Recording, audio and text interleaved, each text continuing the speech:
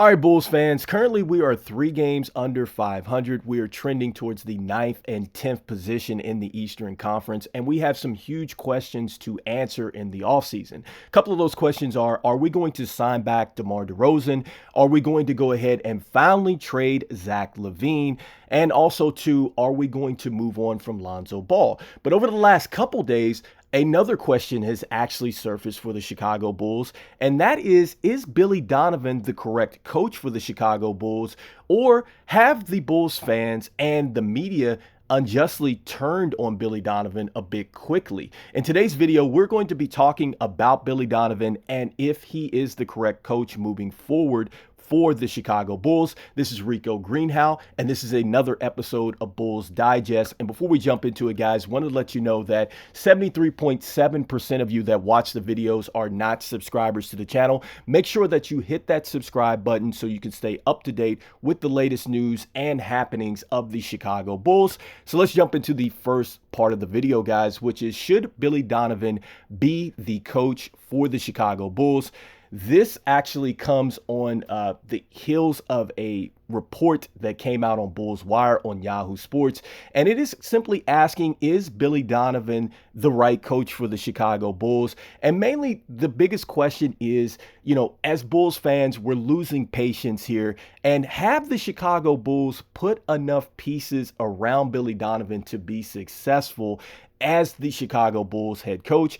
I'm going to mainly say that management has failed Billy Donovan, and also injuries have set back Billy Donovan and his plan as well. I think that those are the two key aspects that we need to look at as we evaluate Billy Donovan. And I think that it would be a bit of, I think it's too quick to go ahead and say that Billy Donovan is actually the change that needs to be made in order to move this roster forward and in order for the Chicago Bulls to have huge success. Now, this is what was said in the article here. So it says that the Chicago Bulls have been struggling to stay competitive for the past few seasons. They went all in 2021 with the core of Zach Lavine, DeMar DeRozan, and Nikola Vucevic, but they only won a single playoff game with those three, and on top of all that, they haven't made a trade at the deadline in 3 years. Chicago's constant state of mediocrity has fans angry and eager for a change. They want to see the Bulls front office shake up the roster, and this summer could be the time they finally decide to do just that. But what if the roster isn't the only thing that needs to change in Chicago? Donovan has had success in every place he's been prior to joining the Bulls, so there's a chance he hasn't been set up for success. But at the same time, Chicago may just need a fresh start. All right, guys, so very, very good points. Okay, so Chicago does need a fresh start. All right, and also, I know that we have absolutely gone all in on the core. And I get that our management wants to go all in on the core. But I think now, recently, with the play that has taken place in the backcourt, right, with Kobe White and then also with Dosunmu, I think that now it is time to go ahead and first move on from Zach Lavine. I think that once we move on from Zach Lavine, all right, and we actually get a piece back that we know is going to be in the lineup and also can play with this backcourt, and is going to be on the floor, we can now start to really truthfully evaluate Billy Donovan. Okay, we haven't made any huge strides in free agency. We haven't made any huge moves in 3 seasons over the offseason as well. We haven't done anything in the buyout market. Like, we've done absolutely nothing with the roster since Billy Donovan got there. Okay, and so the one thing that I will say about this, and this is why we have to give Billy Donovan time. Billy Donovan has been a winner in all levels. He has won in college, back-to-back national championships, and he has also won with the OKC Thunder as well. Now, in comparison, we're going to look at his roster with the best year, or one of his best years with OKC, and then we're going to look at the roster that he had with his best year with the Bulls so far. All right, so here's what he had with the Bulls.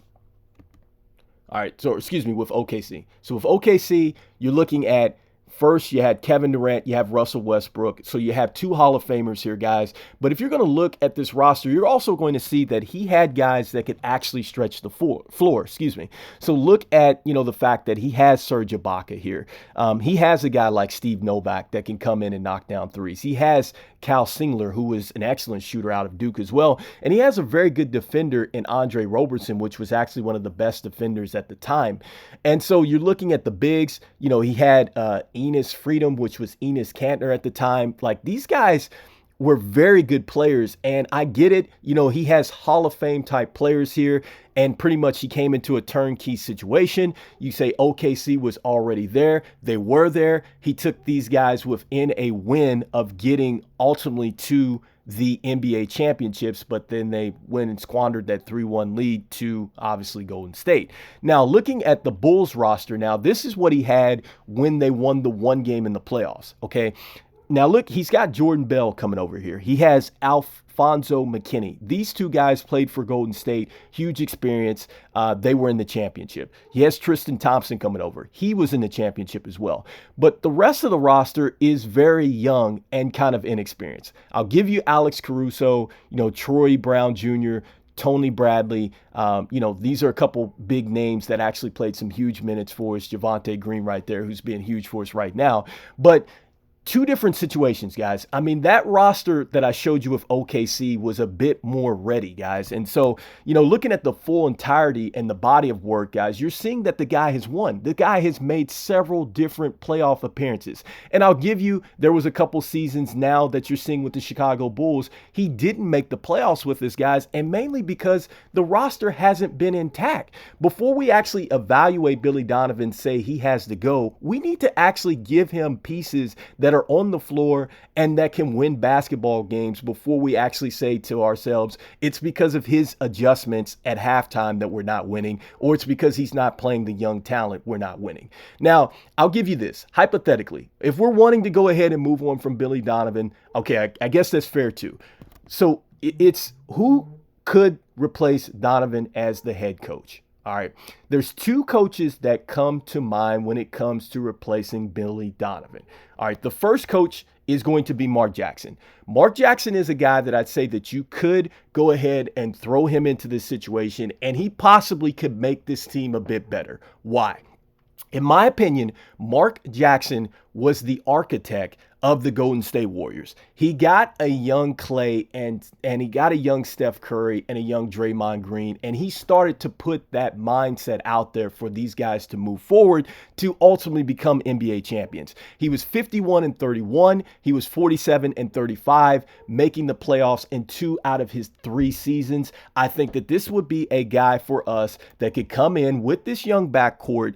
He could take it to where it needs to be and bring in the right mix of veterans to go along with this guy. This guy has also had player experience as well. He has been on a roster with Reggie Miller. He has been with the Indiana Pacers where they have gone deep before in the playoffs. He's been with Jalen Rose. Like, he's been with guys who have played major in the NBA. So this guy definitely knows what it takes. He would be an absolute great replacement for Billy Donovan if we were to move forward. The last coach is going to be Coach Budenholzer. I think that he is a terrific coach for the Chicago Bulls, and I think that here's a guy that has won 50-plus games in 5 seasons, and he's only missed the playoffs once.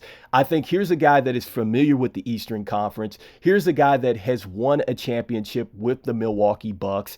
And here's a guy that I think could step into this situation and perhaps start to shape this roster and turn it into a bit more of a scoring threat. Because that's one of the things that I think a lot of people have. That is a question with Chicago is, can you go out there and reshape this roster to where you get some better scores out there? And I think traditionally, when you look at what Coach Bud has done, he has always gone out there and he has had some great offensive teams that actually do compete well on the defensive end. So those are the two coaches that I have that are a suggestion for a possible replacement for Billy Donovan. Let me know what you guys think in the comments. Should we go ahead and move on from Billy Donovan? Are these two coaches coaches that you think should be out there for the Chicago Bulls. Is Billy Donovan really the issue, and is it more so the roster? Do you guys think that the roster really is the only thing that needs to be changed? Let me know in the comments. This is Rico Greenhowe, another episode of Bulls Digest, and as usual, guys, go Bulls. I'll see you guys in the next one. Peace.